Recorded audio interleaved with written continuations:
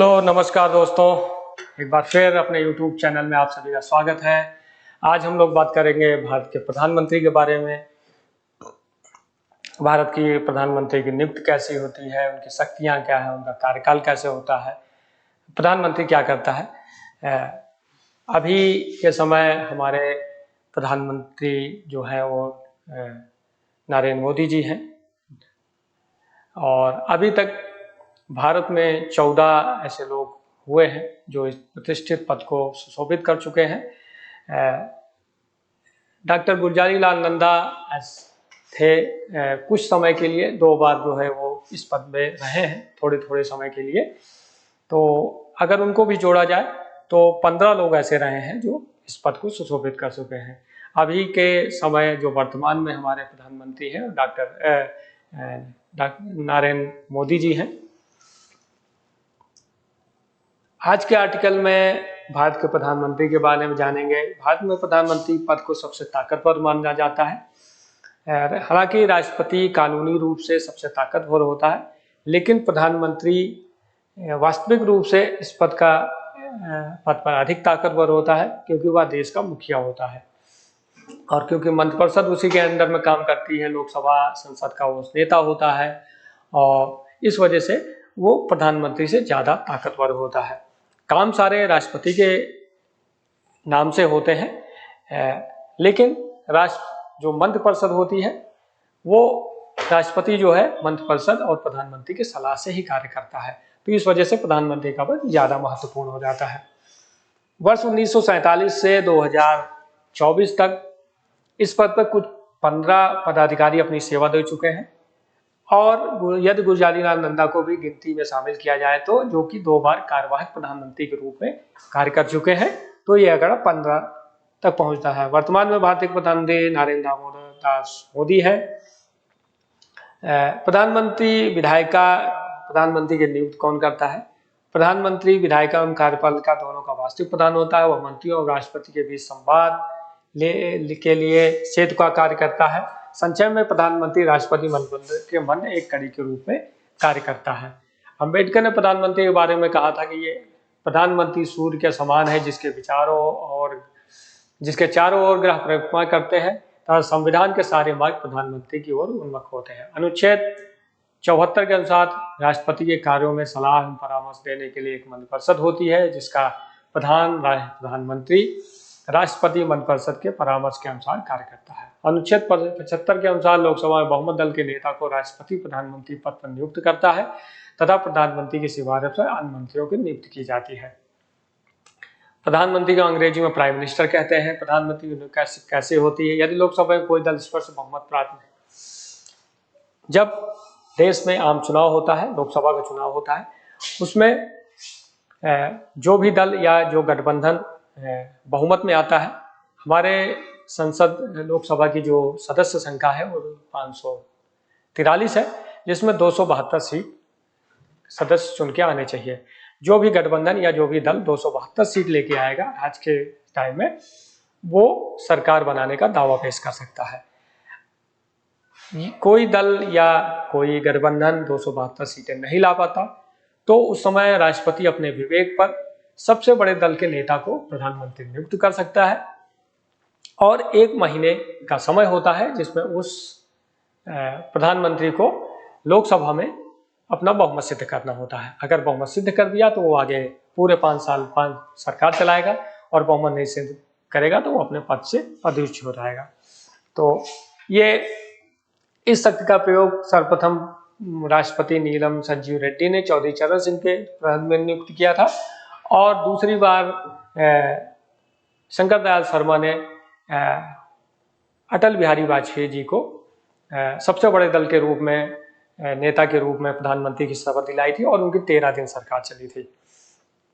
तो इसका प्रयोग जो है राष्ट्रपति अपने विवेक पर ही प्रधानमंत्री की नियुक्ति कर सकते हैं। और अगर कोई दल या कोई गठबंधन पूर्ण बहुमत में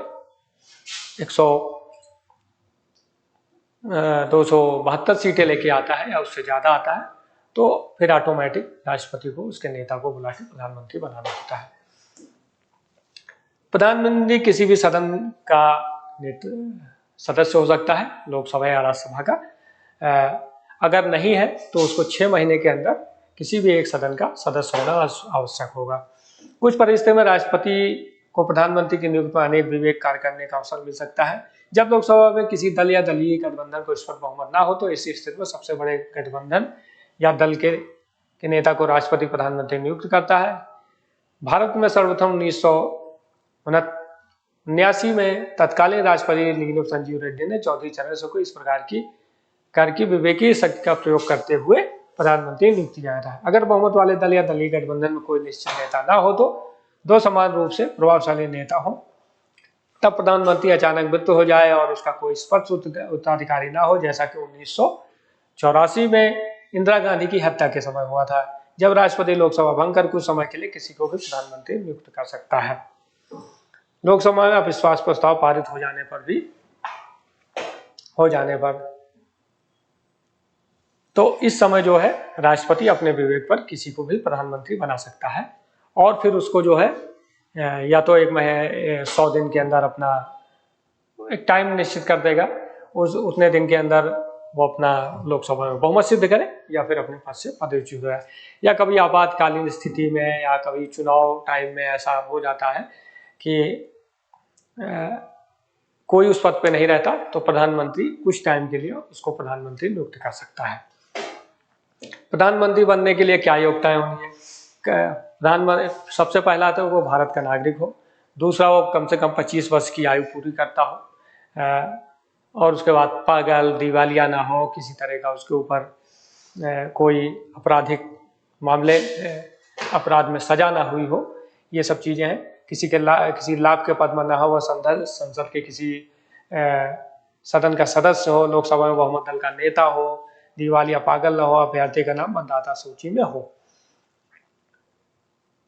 ये सब सारी योग्यताएं होनी चाहिए उसको, और सबसे बड़ी योग्यता तो है कि वो लोकसभा में बहुमत दल का नेता होना चाहिए। अगर प्रधानमंत्री नियुक्त होता है तो उसको राष्ट्रपति के द्वारा लोकसभा में बहुमत दल के नेता को प्रधानमंत्री बनाते हैं तथा राष्ट्रपति द्वारा ही प्रधानमंत्री को पद एवं गोपनीयता की शपथ दिलाई जाती है। प्रधानमंत्री की पदावधि अनुच्छेद 75/2 के तहत कहा गया कि मंत्रीगण राष्ट्रपति के प्रसाद पर्यंत अपना पद धारण करेंगे। यही उपबंध प्रधानमंत्री पर भी लागू होता है। अतः सैद्धांतिक रूप से प्रधानमंत्री राष्ट्रपति के प्रसाद पर्यंत अपना पद धारण करता है, किंतु व्यवहारिक रूप से वह अपने पद पर तब तक बना रह सकता है जब तक उसको लोकसभा में बहुमत प्राप्त है। दूसरे शब्दों में, यह प्रधानमंत्री को लोकसभा में विश्वास प्राप्त हो तो राष्ट्रपति उसे बर्खास्त नहीं कर सकता। सामान्यतः प्रधानमंत्री अपने पद ग्रहण करने की तिथि से लोकसभा के अगले चुनाव के पश्चात मंत्रिपरिषद के गठन तक अपने पद पर बना रह सकता है, किंतु वह इससे पहले भी राष्ट्रपति को त्याग पद देकर पदमुक्त हो सकता है। लोकसभा में अविश्वास प्रस्ताव के पास हो जाने पर उसे अपना त्याग पद देना पड़ता है, और यदि वह स्वयं त्याग पद न दे तो राष्ट्रपति उसे पदच्युत कर सकता है। प्रधानमंत्री को सैलरी जो है संसद द्वारा प्रधानमंत्री को वेतन और भत्ते निर्धारित किए जाते हैं, और ये वेतन भत्ते प्रधानमंत्री को भारत की संचित निधि से दिया जाता है। प्रधानमंत्री की सैलरी कितनी होती है? भारत के प्रधानमंत्री का वेतन प्रति माह 2 लाख होता है, जिसमें कई तरह के वेतन भत्ते होते हैं। इसके अंदर 50,000 रुपये बेसिक सैलरी, व्यय भत्ता 30,000 रुपये, वन निर्वाचन भत्ता 45,000 रुपये, प्रधानमंत्री को प्रतिदिन 2,000 रुपये रोजाना भत्ता मिलता है। इस तरह प्रधानमंत्री को कुल मिलाकर 1,60,000 रुपये मिलता है। यह संसद द्वारा निर्धारित होता है और समय समय पर इसमें जो है बदलाव होते रहते हैं समय काल के हिसाब से, तो ये बढ़ता रहता है। प्रधानमंत्री के कार्यों शक्तियां, संविधान द्वारा समस्त कार्यपालिका की शक्ति राष्ट्रपति में निहित की गई है, जिसका प्रयोग वह मंत्रिपरिषद की सलाह की सहायता में करता है। मंत्रिपरिषद का प्रधानमंत्री होता है। अतः व्यवहारिक रूप से प्रधानमंत्री ही भारतीय शासन प्रणाली का सर्वोच्च कार्यकारी अधिकारी होता है। प्रधानमंत्री के अधिकार एवं कर्तव्य अधोलिखित है। मंत्रिमंडल का निर्माण एवं विभाग का वितरण, पद प्राप्त के पश्चात मंत्रिपरिषद का गठन करना प्रधानमंत्री का सबसे प्रमुख कार्य है। वह मंत्रिपरिषद में शामिल किए जाने वाले व्यक्तियों की सूची राष्ट्रपति को सौंपता है। इसमें देखा जाता है कि पार्टी में जो वरिष्ठ सदस्य हैं या अलग अलग क्षेत्रों के जो जानकार लोग हैं उनको मंत्री नियुक्त किया जाता है और प्रधानमंत्री की सिफारिश से मंत्री नियुक्त राष्ट्रपति के द्वारा मंत्री नियुक्त होते हैं। मंत्रिपरिषद के गठन के पश्चात प्रधानमंत्री विभिन्न सदस्यों को विभागों का बंटवारा करता है। यह प्रधानमंत्री के विवेक पर निर्धारित होता है वो किस मंत्री को कौन सा विभाग देगा। लेकिन प्रधानमंत्री जो भी बनता है वो अपने मंत्रिमंडल के वरिष्ठ सहयोगियों और मतलब हर तरह के लोगों के हिसाब से वो मंत्रि विभागों का बंटवारा करता है। यद्यपि मंत्रिमंडल के निर्माण में वह स्वतंत्र होता है तथा उसे यह देखना पड़ता है कि उसके मंत्रिमंडल सभी वर्गों को समुचित प्रतिनिधित्व हो। उसके अतिरिक्त उसे अपने दल में वरिष्ठ और अनुभवी सदस्यों को भी मंत्रिमंडल में लेना पड़ता है। विभागों के वितरण वह अपनी स्वतंत्रता का पूरा उपयोग कर सकता है। प्रधानमंत्री शासन के समस्त विभागों में समन्वय स्थापित करता है जिससे कि समस्त शासन एक इकाई के रूप में कार्य कर सके। उसका उद्देश्य से उसके द्वारा विभिन्न विभागों को निर्देश दिए जा सकते हैं और मंत्रियों के विभागों तथा कार्यों को में हस्तक्षेप किया जा सकता है। प्रधानमंत्री अपने विवेक से मंत्रियों को नियुक्त करता है, उनके विभागों का निर्धारण करता है, विभागों का कार्य सुचारू रूप से चले इसका वो ध्यान रखता है। कभी कभी दो विभागों के बीच में कोई मनमुटाव है या किसी मुद्दे को लेकर असहमत है तो उसका निपटारा प्रधानमंत्री के द्वारा किया जाएगा। तो एक तरह से पूरी मंत्रिमंडल का सर्वे सर्वा प्रधानमंत्री होगा है और उसी के हिसाब से मंत्रिमंडल काम करेगा। मंत्रियों को पद भी वैसे तो संविधान अनुसार मंत्रीगण व्यक्ति के रूप में राष्ट्रपति के पद पर बने रहते हैं, लेकिन फिर भी जब तक वे प्रधानमंत्री के विश्वास पात्र रहते हैं तभी तक वो अपने पद पे रह सकते हैं। यदि किसी प्रधानमंत्री को मंत्री संतुष्ट नहीं है तो वह उसे त्यागपत्र देने को कह सकता है। यदि कोई मंत्री त्याग ना दे तो प्रधानमंत्री राष्ट्रपति से सिफारिश करके मंत्री को पदच्युत कर सकता है। उदाहरण के लिए समझते हैं नेहरू लियाकत अली समझौते पर मतभेद के कारण श्यामा प्रसाद मुखर्जी को त्यागपत्र देना पड़ा था। मोरारजी देसाई को इंदिरा गांधी ने बर्खास्त कर दिया था। प्रधानमंत्री चाहे तो अपना त्यागपत्र देकर पूरे मंत्रिमंडल को भी भंग करवा सकता है।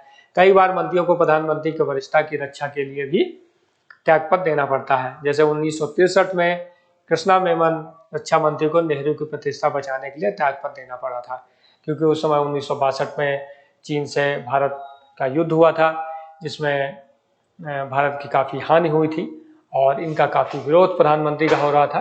तो उस समय राष्ट्रपति रक्षा मंत्री कृष्णा मेनन ने नेहरू की प्रतिष्ठा बताने के लिए त्यागपत्र दे दिया था। प्रधानमंत्री मंत्रिपरिषद का प्रधान होता है, था वह मंत्री के त्यागपत्र या पदच्युत के पश्चात मंत्रिपरिषद का विघटन हो जाता है। प्रधानमंत्री के कार्य। मंत्रिमंडल का नेता। प्रधानमंत्री मंत्रिमंडल का नेता होता है क्योंकि प्रधानमंत्री वह मंत्रिमंडल का सभापति होता है, बैठकों में होने वाले वाद विवाद का नियंत्रण रखता है तथा मंत्रिमंडल की बैठकों का रिकॉर्ड भी रखता है, मंत्रियों को परामर्श देता है, उसका उत्साह बढ़ाता है, उसे चेतावनी देता है और मंत्रियों के कार्यों में नियंत्रण भी रखता है। वह मंत्रिमंडल में एकता एवं सामूहिक उत्तरदायित्व की भावना का विकास भी करता है। राष्ट्रपति और मंत्रिमंडल के बीच की कड़ी। अनुच्छेद 78 के तहत प्रधानमंत्री को मंत्रिपरिषद और राष्ट्रपति के मध्य संवाद की एक कड़ी बनाया गया है, जिसके अनुसार प्रधानमंत्री का कर्तव्य है कि वह संघ के कार्यकलाप के प्रशासन और विधान संबंधी मंत्रियों से के सभी विधायी निश्चय राष्ट्रपति को सूचित करे। संघीय कार्यकलाप के प्रशासन के संबंध में या विधान के संबंध में राष्ट्रपति द्वारा मांगी गई जानकारी उसे दे। राष्ट्रपति द्वारा अपेक्षा किए जाने पर किसी विषय को मंत्रिपरिषद के समक्ष विचार के लिए रखे जिस पर किसी मंत्री ने विनिश्चय कर दिया है किंतु मंत्रिपरिषद ने विचार नहीं किया है। सरकार का मुखिया। सरकार का मुखिया होने के कारण प्रधानमंत्री राज्य का प्रबंधन चलाता है। शासन की सभी नीतियों का घोषणा मंत्रिमंडल की तरफ से वही करता है। बजट भी उसी के देखने में तैयार होता है। उसके अतिरिक्त राष्ट्रपति द्वारा उच्च पदों पर जैसे सर्वोच्च न्यायालय के न्यायाधीश, राज्यपाल, महान्यायवादी, मुख्य निर्वाचन आयोग, संघ लोक सेवा के आयोग के सदस्य जो नियुक्तियां की जाती हैं वो सभी प्रधानमंत्री के सिफारिश पर राष्ट्रपति द्वारा की जाती है। विदेश नीति संबंधी कार्य। अंतर्राष्ट्रीय क्षेत्र में भारतीय प्रधानमंत्री का स्थान अत्यंत महत्वपूर्ण है, क्योंकि चाहे विदेश विभाग प्रधानमंत्री के हाथ में ना भी हो, तब भी विदेश नीति निर्धारण करने में प्रधानमंत्री की सबसे महत्वपूर्ण भूमिका होती है और वही विदेश नीति को निर्धारण करता है। वह महत्वपूर्ण अंतर्राष्ट्रीय सम्मेलनों में राष्ट्र के प्रतिनिधि के रूप में शामिल होता है, उसको संबोधित करता है, विचार विमर्श करता है, समस्याओं के बारे में विचार विमर्श में भाग लेता है। जैसे संयुक्त राष्ट्र संघ हो गया, G20 हो गया, आसियान सम्मेलन हो गया, अभी जैसे ब्रिक्स, SCO, विश्व व्यापार संगठन, या द्विपक्षीय वार्ताएं हो गई जो एक दूसरे देश से व्यापार को लेकर, रक्षा संधियों को लेकर जो विचार विमर्श होता है या संधियां होती है, वो राष्ट्रपति की देखरेख में ही होती है। तो विदेश नीति के मामले में प्रधानमंत्री सर्वेसर्वा होता है। वही भारत की विदेश नीति निर्धारण करता है, वही सारे समझौतों को लेकर विचार विमर्श करता है, उसी के देखरेख में सारे समझौते क्रियान्वित होते हैं।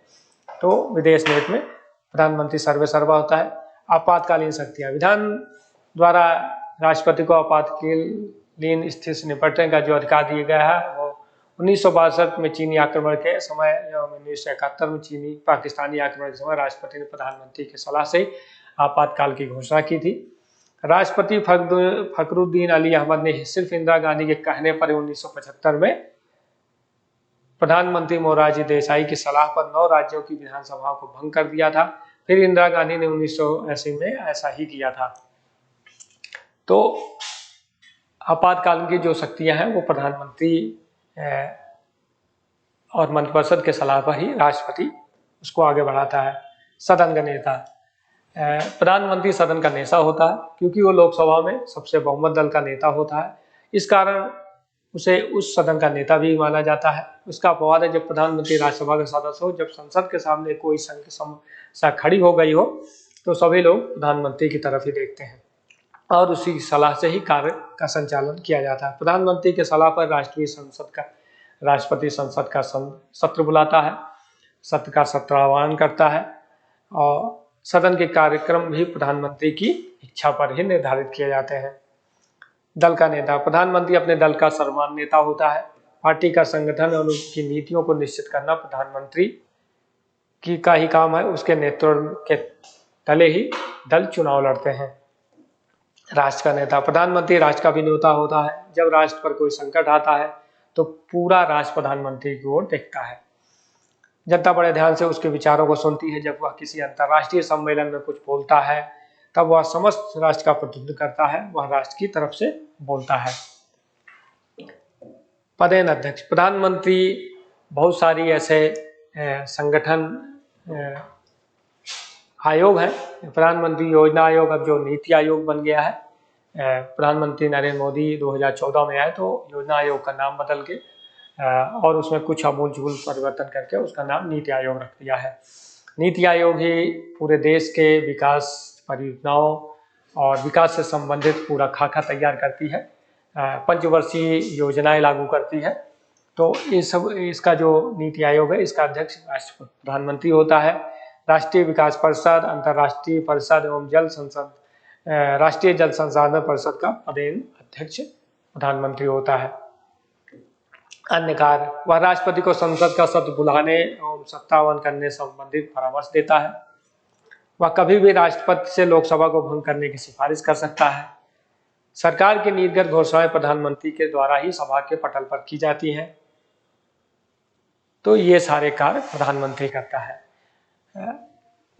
देखने के लिए हमारे देश में जो संविधान में सबसे सर्वोच्च पद है वो राष्ट्रपति का है और उसको बहुत सारी शक्तियां भी मिली हैं, लेकिन उन शक्तियों का जो क्रियान्वयन है और जो उसको उपभोग करता है वो प्रधानमंत्री के द्वारा ही और मंत्री के द्वारा ही की जाती हैं। प्रधानमंत्री ही देश के शासन चलाने में सबसे महत्वपूर्ण अंग होता है।